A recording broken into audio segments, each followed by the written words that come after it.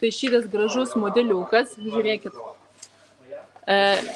Natūralios grublėtos odos modelis, toks tarp M ir L dydžio, vienas iš didesnių jau modeliukų, su labai gražia rankina ir prie jo eina dar ir papildomai audinis diržas. Vidinė apdaila raudonos spalvos, vidinė apdaila irgi iš natūralios odos yra pagaminta ir viduje matote tokią krepšį, kuris yra įspaudžiamas, ta prasme, jisai turi, kaip tokį užsegimą, kurį galite iš tikrųjų, esant norui, šitą kosmetinę išimti iš to modeliuko. Tai va, tuoj parodysiu jums.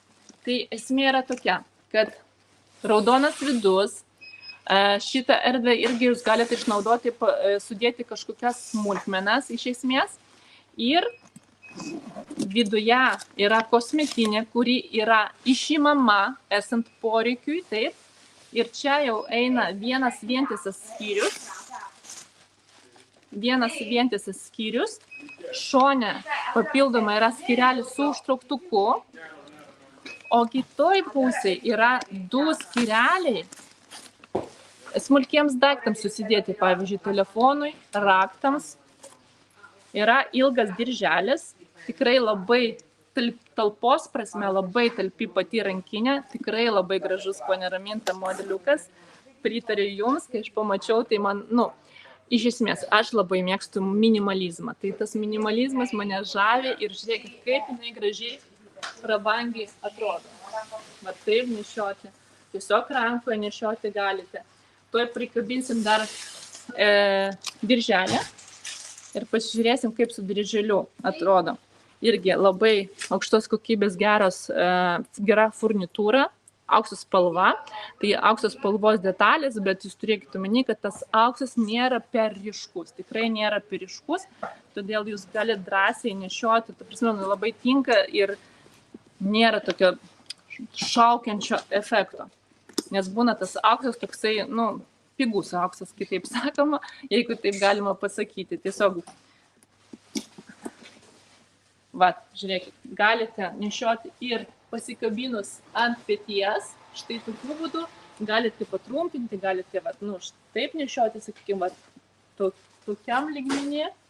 Fainas labai modeliukas ir turi, kaip matote, labai platų pagrindą, bet tas pagrindas yra ir tvirtas, jisai palaiko rankinės formą, tai jums jinai tikrai ta prasme, nepakeistos formos, nors ir prikišėte ją belia kiek ten savo daiktų. Tai labai tokia